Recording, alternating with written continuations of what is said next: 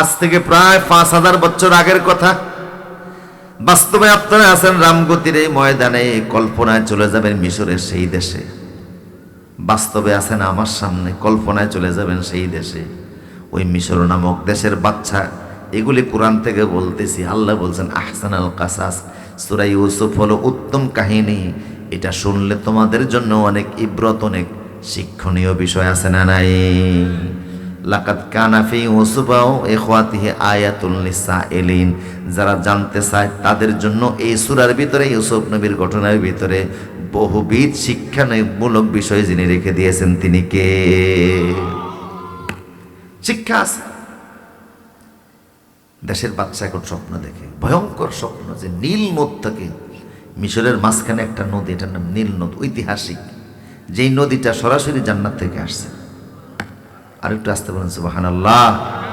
এই নীল নদ থেকে মোটা মোটা 7টা গাভী উঠতেছে, বাচ্চা দেখতেছে। গাভী ছিলেন তো আপনারা? গরু। 7টা গাভী, খুব তরুতাজা, সুস্বাস্থ্যের অধিকারী, দেখতে খুবই সুন্দর। এইরকম 7টা গাভী উঠতেছে। وقال الملك إني أرى 7 بقرات سمان يأكلهن 7 عزاف و7 سنبلات خضر وأخرى يابسات। দেশের বাচ্চা বলল, আমি একটা ভয়ঙ্কর স্বপ্ন দেখলাম। আমি দেখি 7টা মোটা তাজা সুস্বাস্থ্যের অধিকারী গাভী নীল নদ থেকে উঠে আসতেছে। এগুলি এসে মিশরের জমি দ্বারা হাঁটতেছে, মিশরের জমিনের দিকে হাঁটতেছে। 7টা গাভী একসাথে হাঁটতেছে, অত্যন্ত সুদর্শন, দেখতে বড় চমৎকার সুন্দর। হঠাৎ করে দেখি পিছনেও 7টা গাভী আসতেছে। পিছনের যে 7টা গাভী, ওই গাভীগুলির শরীরে কোনো রক্ত নাই, মনে হচ্ছে যেন কোনো মাংস নাই, একেবারে কঙ্কাল, হাড্ডিসার, চামড়াটা পেটটা পিঠের সঙ্গে লেগে আছে, একেবারে দুর্বল, হাঁটতে কষ্ট হচ্ছে। এরকম জীর্ণ শীর্ণ গাভী হলো 7টা, আর মোটা তাজা হলো, বুঝতেছেন কথা? মোটা তাজাগুলি সামনে, দুর্বলগুলি। হঠাৎ করে দেখলাম যে দুর্বল গাভীগুলি এসে মোটা তাজা 7টা গাভীরে সাবাইয়া সাবাইয়া গিলে খেয়ে ফেলতেছে। এমন ভাবে খাইছে, চামড়া সহকারে, পায়ের খুরগুলি সহকারে সাবাইয়া খাইছে, মানে কিছুই আর বাকি নাই। ভয়ঙ্কর স্বপ্ন। আরো দেখলাম 7টা সবুজ শীষ, যে শীষগুলির ভিতরে ফসল আছে। ধানের শীষ দেখছেন না আপনারা? যেটার মধ্যে ধান হয়, গমের শীষ যেটার মধ্যে গম হয়, এরকম শীষ সহকারে 7টা শীষ। ফাঁসে হলো আরো দুর্বল, ফসল নাই, ধান নাই, এরকম শুকনা শুষ্ক 7টা শীষ। হঠাৎ করে দেখলাম যে শুষ্ক 7টা শীষের মধ্যে আগুন লাগছে। ওই আগুন আইসা 7টা বালক যেগুলি সবুজ শীষ ছিল, ওই আগুন আইসা এগুলিকে কালো বানিয়ে দিছে, সবগুলি জ্বলা শেষ। এই দৃশ্য দেখার পরে বাচ্চা দেশের মন্ত্রী মহোদয় যারা আছে, গণক যারা আছে, জ্যোতিষ বিজ্ঞানী যারা আছে, সবাই ডেকে বলল, তোমরা আমাকে ফতুয়া দাও। ইয়া আইয়ুহাল মালাউ আফতুনি ফি রুইয়া ইন কুনতুম লিরুইয়া তা'বুরুন। দেশের সব জ্ঞানী গুণী লোকদেরকে বলল, তোমরা বলো তো আমি স্বপ্নে কি দেখেছি, আমার স্বপ্নটার ব্যাখ্যা কি? লোকেরা বলল, আপনার এটা একটা বাজে স্বপ্ন। কি স্বপ্ন? কি ভাগলামি স্বপ্ন দেখছেন? 7টা মোটা তাজা গাভী রে 7টা দুর্বল গাভী খেয়ে ফেলছে, এটা হয়? 7টা তাজা শীষ আর 7টা শুষ্ক শীষ, শুষ্ক শীষের সাথে আগুন লাগছে, ওই আগুন আইসা ভালো শীষগুলি কালো বানাই দিছে। এটা কি স্বপ্ন দেখলেন? এটা একটা বাজে স্বপ্ন, এর কোনো ব্যাখ্যা নেই। উনি বললেন যে না, আমার স্বপ্নের ব্যাখ্যা চাই এমন সময় যে কি শরবত খাওয়ায়। কি খাওয়ায়? সেও তো রাজ দরবারে চাকরি করতেছে, বুঝেন না? সে দেখলো বাচ্চা স্বপ্ন দেখেছে, কেউ স্বপ্নের ব্যাখ্যা বলতে পারে না।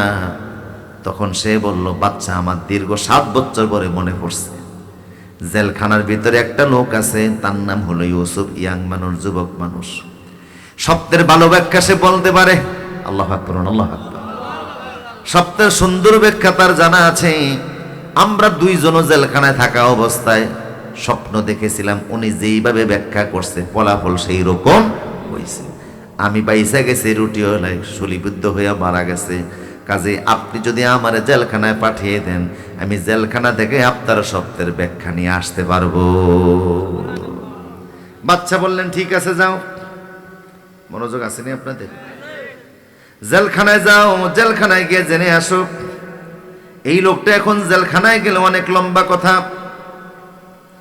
জেলখানায় গিয়ে বলল, ইউসুফ আইয়ুহা সিদ্দিক, হে সত্যবাদী বন্ধু, দেশের বাচ্চা স্বপ্ন দেখেছে 7টা সতেজ শক্তিশালী গাভীরে 7টা দুর্বল গাভী খেয়ে ফেলছে, চাবায়া খাইছে, চামড়া সহকারে খাইছে, নখগুলি সহকারে খাইছে, কিচ্ছু রাখে নাই, শুধু রশিটা বাদ।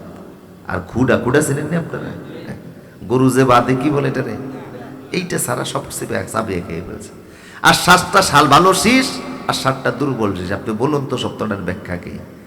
ইউসুফ আলাইহিস সালাম বললেন, 7টা দুর্বল গাভী 7টা তরু তাজা গাভী রেখে ফেলেছে, তার মানে হলো আগামী 7 বছর গোটা মিশর দেশে অনেক ফসল হবে।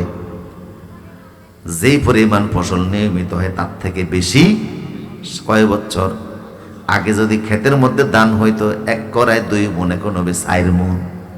কথা বুঝেন কিনা? আগে যদি 100 জমিতে গম হইতো 10 কেজি, এখন হবে 20 কেজি। আগামী 7 বছর ফসল অনেক বেশি হবে, কিন্তু তারপরের 7 বছর এমন দুর্ভিক্ষ হবে, বৃষ্টি হবে না, কোনো ক্ষেতের মধ্যে কোনো ফসল হবে না, গরুর ওলানে দুধ থাকবে না, ছাগলের ওলানে দুধ থাকবে না।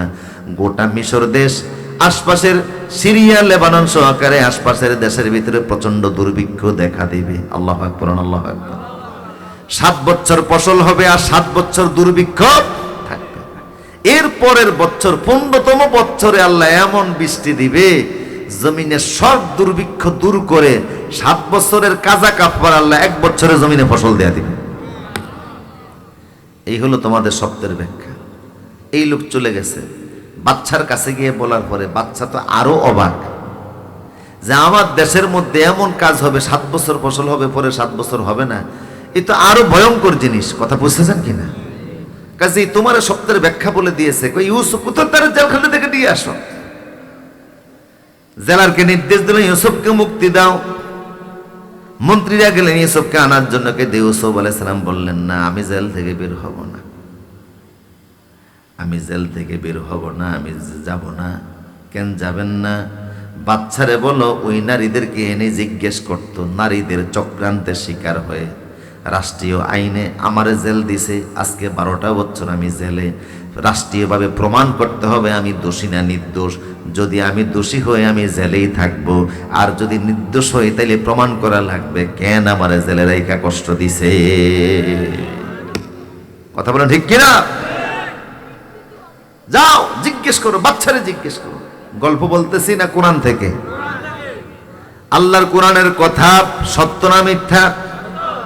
5000 বছর আগের কথা যে আল্লাহ আমাদেরকে 5000 বছর পরে শোনাইতেছেন, খামাকাই শোনাইতেছেন না? শিক্ষা আছে। আমার প্রিয় সুধী, দেশের বাচ্চা তখন আজদে মিসের আর ওই অর্থমন্ত্রী কিতফিরকে ডাকলো, তার স্ত্রী জোলাইখারেও ডাকলো। 40 জন মহিলা যারা আঙ্গুল কাটছিল, কথা কোন না কা, হাত কাটা মহিলাদেরকেও ডাকছে। কি কাটা? যে ওই সময় যারা সুযোগ সুবিধা পাইছো, টাকা পয়সা খাইছো, আরামা এসেছিল, ষড়চক্রান্ত করছো ইউসুফের বিরুদ্ধে, এরা কারা? আসো, দিন সবসময় একরকম যায় না। কথা বলেন ঠিক কিনা? এক সময় যে আদালতে নিরপরাধ আলেমদের বিরুদ্ধে রায় হয়েছে, সেই আদালতেই আবার রায় দানকারীর ব্যক্তিরও রায় হইতে আছে। আল্লাহ আছে না?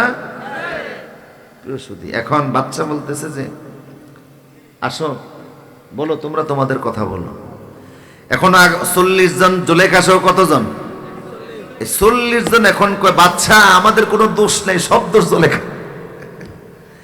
এই মহিলা যা কিছু করছে আছে, তার প্ররোচনে আমরা পরিচিত হয়েছি, একই সুরে সুর মিলাইছি, একই তালে তাল বাজাইছি, আসলে আমাদের মৌলিক কোনো। এখন জুলেখা বলে, ক্বালাত ইমরাতুল আজিজ আল-আনা হাসহাসা। কি চমৎকার কথা! আল্লাহু আকবার বলেন। আল-আনা হাসহাসাল হক, সত্য তো প্রকাশিত হয়েই গেছে, মিশরের আজিজ রে, মিশরের বাচ্চা, আসলে ইউসুফের কোনো দোষ ছিল না। ওয়া ইন্নাহু লামিনাস সাদিকিন, ইউসুফ ছিল সম্পূর্ণ নির্দোষ, সত্যবাদী। এই অপরাধের জন্য ইউসুফরে আমি প্ররোচনা করেছি, তবে ইউসুফ শুরু থেকে শেষ পর্যন্ত সম্পূর্ণ পবিত্র। আল্লাহু আকবার। দোষ আমার, শাস্তি দিলে আমারে দেন, ইউসুফের কোনো দোষ। ইউসুফ আলাইহিস সালামকে এখন জানানো হলো, ইউসুফ আপনি নির্দোষ প্রমাণ হয়েছেন। ইউসুফ বললেন এই ঘোষণাটা গোটা দেশে দেওয়া লাগবে। রাষ্ট্রীয়ভাবে ঘোষণা দেওয়া হলো। চক্রান্তের শিকার হয়ে ইউসুফ জেলে গেছে, আসলে তার কোনো দোষ ছিল না। বুঝতেছেন আপনারা কথা? কষ্ট হচ্ছে মনে হয় না? দোয়া করে দেই। হ্যাঁ আমার প্রিয় সুদীপ, ওয়া ইন্নাহু লামিনাস সাদিকিন, ইউসুফ আলাইহিস সালাম সত্যবাদী প্রমাণ হয়েছে কি হয় নাই?